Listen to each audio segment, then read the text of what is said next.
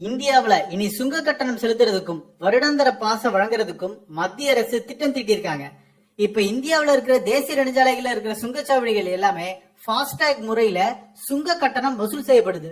சில இடங்கள்ல சுங்க கட்டணம் அதிகமா இருக்கிறதாவும் அருகருகிலே சுங்கச்சாவடிகள் இருக்கிறதாவும் மக்கள் புகார் சொல்லிட்டு வராங்க.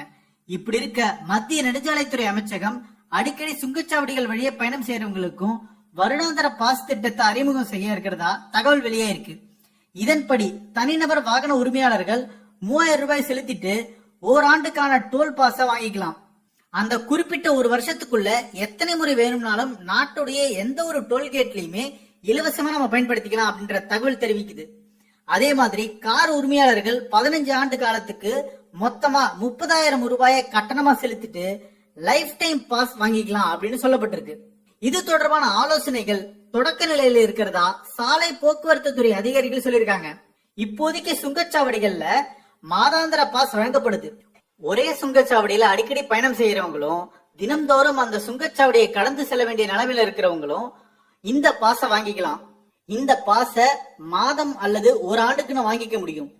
அந்த வகையில 340 ரூபாய் கட்டணத்துல மாதாந்திர பாஸும் 4080 ரூபாய் கட்டணத்துல ஓராண்டுக்கான பாஸும் உள்ளூர் வாசிகளுக்கு வழங்கப்படுது.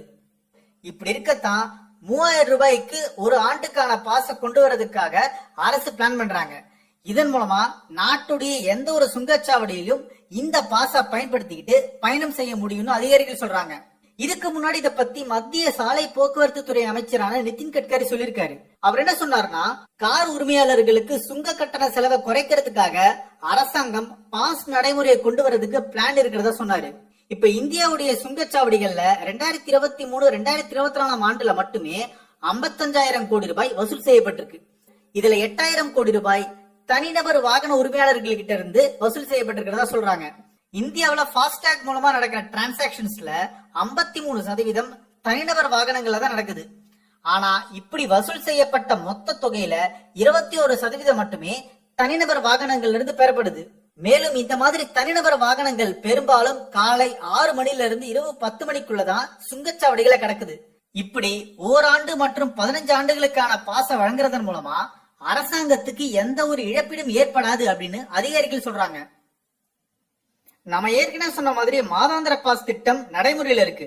ஆனா இப்போதைய நிலவரப்படி இந்த மாதாந்திர பாஸ் உள்ளூர் வாசிகளுக்கும் ஒற்றை டோல்கேட்டை மட்டுமே அடிக்கடி பயன்படுத்திட்டு வர்றவங்களுக்கு மட்டுமே வழங்கப்படுது. இதுக்கு அட்ரஸ் ப்ரூஃப் மற்றும் மேலும் சில ஆவணங்களை குறிப்பிட்ட டோல்கேட் நிர்வாகத்துக்கிட்ட ஒப்படைக்கணும்.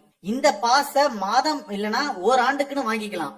சோ இப்படிப்பட்ட சூழல்ல தான் எல்லோருக்குமே மாதாந்திர மற்றும் லைஃப் டைம் டோல் பாஸ வழங்குறதுக்கான பரிந்துரை சாலை போக்குவரத்து அமைச்சகத்துக்கு வந்திருக்கு. புதிய பாஸ் திட்டத்தால வரும் நாட்கள்ல அரசாங்கத்துக்கு கிடைக்கிற வருமானம் இன்னும் பன்மடங்கு அதிகரிக்கலாம்னு எதிர்பார்க்கப்படுது. அதே வேளையில தனிநபர் கார்ஸ்க்கு மட்டுமே இந்த பாஸ் வழங்கப்படும் சொல்லப்படுது. வாடகை கார்ஸ்க்கு வழங்கப்படுமா அப்படின்ற விவரம் இதுவரைக்கும் வெளியாகல. அரசாங்கம் இதை நடைமுறைக்கு கொண்டு வரும் போது இந்த திட்டம் பத்தியான தெளிவான தகவல்கள் வெளியாகும் எதிர்பார்க்கப்படுது. சோ அரசாங்கத்துடைய ஆனுவல் டோல் பாஸ் திட்டத்தை பத்தி உங்களுடைய கருத்து என்ன? இந்த கட்டணம் கரெக்டா தான் இருக்கா இல்லையா அப்படின்னு நீங்க சொல்லுங்க. இன்னும் எந்த மாதிரியான மாற்றங்கள்லாம் வரலாம் அப்படின்னு உங்க கருத்துக்களை கமெண்ட் செக்ஷன்ல சொல்லுங்க.